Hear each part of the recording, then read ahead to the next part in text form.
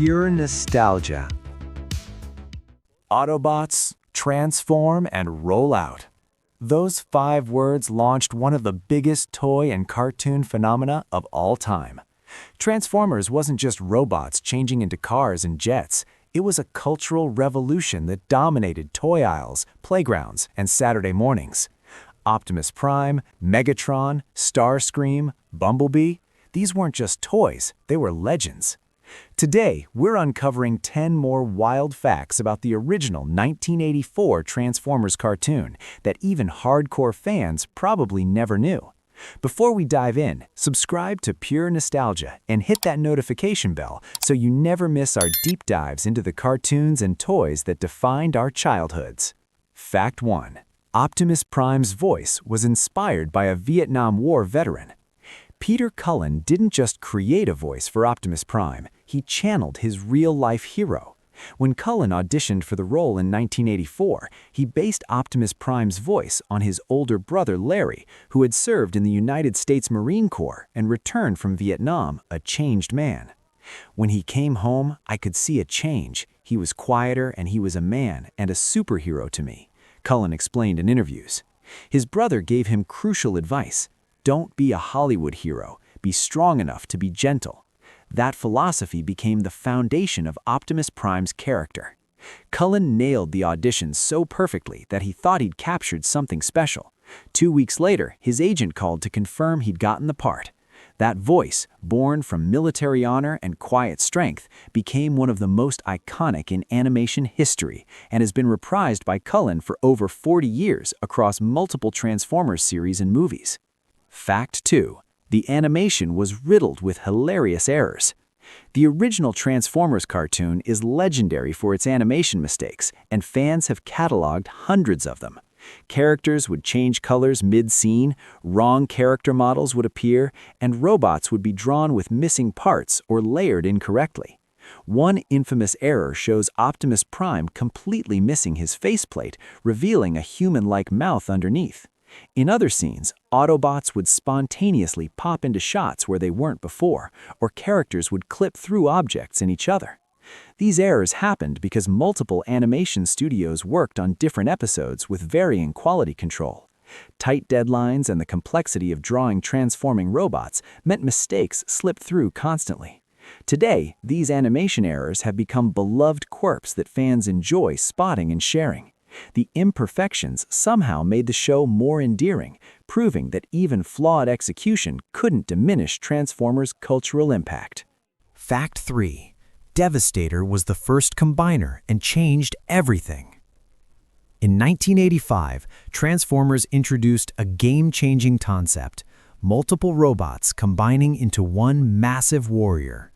Devastator, formed from 6 Constructicons, Scrapper, Mixmaster, Longhaul, Hook, Scavenger, and Bone Crusher, became the first Gestalt combiner in Transformers history. The Constructicons were construction vehicles that merged to create a towering Decepticon weapon. Scrapper formed the right leg, Mixmaster the left leg, Longhaul the lower torso, Hook the upper torso and head, Scavenger the right arm, and Bone Crusher the left arm. Devastator's success sparked a combiner arms race. The Autobots created Superion from 5 aerial bots to counter him. Soon, combiners like Bruticus, Defensor, Menasor, and others flooded the toy line. The combiner concept became one of Transformers' most enduring innovations, selling millions of toys and creating entirely new play patterns that defined the franchise for generations. Fact 4. The Dinobots were created on Earth by Wheeljack and Ratchet. The Dinobots are fan favorites, but their origin story contradicts the original character bios. Bob Budiansky's original profiles indicated the Dinobots came from Cybertron like other Transformers. However, the cartoon completely ignored this and showed them being built on Earth. In the animated series, Autobot engineers Wheeljack and Ratchet discovered dinosaur fossils and decided to create powerful warriors capable of matching Decepticon strength. They built Grimlock, Slag, Sludge, Swoop, and Snarl, modeled after prehistoric creatures. The cartoon portrayed the Dinobots as simple-minded and brutish, speaking in third person with caveman-like grammar. Grimlock's iconic "Me Grimlock" speech pattern, voiced by Greg Berger, became legendary. Their transformation into dinosaurs instead of vehicles made them unique and terrifying, and their combination of raw power and limited intelligence created memorable character dynamics that set them apart from other Autobots. Fact 5. Orson Welles' final performance was voicing Unicron. The 1986 Transformers movie featured legendary actor Orson Welles in his final screen performance before his death. Welles, famous for directing Citizen Kane, voiced Unicron, the planet-eating transformer who threatened to devour Cybertron and everything else in the universe. Unicron wasn't just a villain, he was an apocalyptic force of nature. The character consumed Cybertron's 2 moons and forced Galvatron into servitude. When Hot Rod seized the matrix of leadership and became Optimus Prime, he opened it within Unicron's body, destroying the Chaos Bringer and leaving only his severed head orbiting Cybertron as a moon. Welles's deep, menacing voice gave Unicron a gravitas that elevated the entire film. Recording took place shortly before Welles's death, making Unicron a haunting final legacy for one of cinema's greatest artists. The character remained so iconic that he appeared in later Transformers films, including Rise of the Beasts in 2023, voiced by Colman Domingo. Fact 6. Generation 2 tried to revive Transformers with neon colors. By 1991, Transformers had died. Sales crashed, the cartoon ended, and the toy line disappeared from shelves. But in 1992, Hasbro launched Transformers Generation 2 in a desperate attempt to revive the franchise. Generation 2 reissued original G1 toys with wild new color schemes. Bright neons, vivid purples, and eye-searing yellows replaced the classic paint jobs. Many figures received new gimmicks like spring-loaded missile launchers, flashing lights, and electronic sounds. Hasbro also re-released the original cartoon episodes with new CGI transitions to make them feel modern. The relaunch introduced new characters like Laser Optimus Prime and Tank Mode Megatron. Marvel Comics produced a darker Generation 2 comic series that ran from 1993 to 1994. Despite these efforts, Generation 2 failed to recapture the magic and ended in 1994. However, it gave the original series its retroactive G1 designation and paved the way for what came next, Beast Wars. Fact 7. Beast Wars revolutionized animation with full CGI. When Generation 2 failed, Hasbro took a massive gamble. In 1996, they handed Transformers to subsidiary company Kenner, which created Beast Wars Transformers, a fully CGI animated series that transformed into robotic animals instead of vehicles. Beast Wars was groundbreaking. It became one of the first television shows to use extensive 3D computer animation, abandoning traditional 2D hand-drawn techniques entirely. The series aired from 1996 to 1999 and showcased cutting-edge CGI that created visually stunning action sequences with detailed renderings and realistic movements. The bold decision to replace vehicles with animals seemed risky, but it worked. Beast Wars captivated audiences with characters like Optimus Primal, Megatron, Cheater, and Dinobot. The show demonstrated that 3D animation had massive potential for television storytelling. Beast Wars' success ensured Transformers survived into the late 90s and beyond, directly influencing modern CGI-heavy Transformers productions, including the Michael Bay films. Fact 8. The theme song was performed by the band Lion. Transformers, More Than Meets the Eye.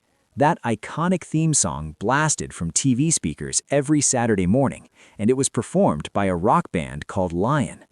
The 1984 animated theme song became instantly recognizable, but Lion remained relatively unknown outside Transformers fandom.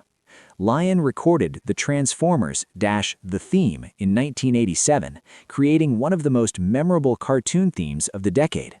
The song's powerful rock sound perfectly captured the epic scale of giant robots battling for the fate of the universe. The 1986 Transformers movie took the music even further, featuring multiple rock anthems. Stan Bush's The Touch and Nothing's Gonna Stand in Our Way became legendary power ballads synonymous with 80s action. These songs elevated Transformers beyond typical children's programming, giving it a cinematic rock opera quality that resonated with audiences for decades. The music became as iconic as the characters themselves. Fact 9. The toy line made $14 billion and started a revolution. Transformers wasn't just successful, it became a cultural phenomenon worth $14 billion. Unlike most toy lines that were created to accompany existing TV shows, Transformers reversed the formula. The toys came first and the story was built around them. When Hasbro launched Transformers Generation 1 in 1984, they released 28 original characters, 18 Autobots, and 10 Decepticons. Series 1 toys, particularly Optimus Prime, quickly became the most valuable collectibles in toy history. The modularity and complexity of transforming toys created an entirely new way to play, revolutionizing the industry. Transformers' success inspired countless imitators and changed how toy companies approached marketing. The franchise proved that integrated toy, cartoon, comic strategies could generate billions in revenue. Companies like Pepsi even created promotional Transformers, including Pepsi-branded Optimus Prime variants and their own transforming toys in 1985.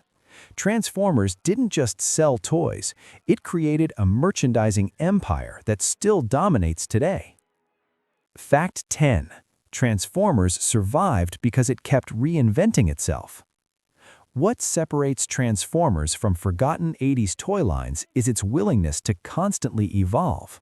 When the original series ended in 1987, Transformers could have disappeared forever. Instead, it transformed itself repeatedly across 4 decades. Generation 2 tried bold new aesthetics in the early 90s. Beast Wars embraced CGI and animal alt modes in 1996. The 2007 live-action Michael Bay film brought Transformers to a new generation with photorealistic CGI robots, grossing billions worldwide. Peter Cullen returned to voice Optimus Prime in every live-action film, connecting decades of fans. Each reinvention honored the core concept, robots in disguise, Autobots versus Decepticons, the eternal battle between good and evil, while updating aesthetics, storytelling, and technology for contemporary audiences. This adaptability ensured Transformers never became a nostalgic relic. Instead, it remains a living, evolving franchise that continues attracting new fans while satisfying longtime devotees. Transformers wasn't just a cartoon or a toy line, it was a phenomenon that kept transforming itself to survive and thrive for over 40 years. From Peter Cullen's brother inspiring Optimus Prime's heroic voice to Orson Welles' final performance as Unicron, from animation errors to CGI revolutions, the franchise proved that great ideas never die, they just transform. Now it's your turn. Which of these facts surprised you the most? Did you know about the Dinobots' Earth origin or Beast Wars animation revolution? Tell us in the comments which Transformers era meant the most to you, G1, Beast Wars, or something else entirely. And if this trip back to Cybertron brought back great memories, subscribe to Pure Nostalgia, smash that like button, and turn on notifications so you never miss our next deep dive into the cartoons and toys that made the 80s and 90s legendary.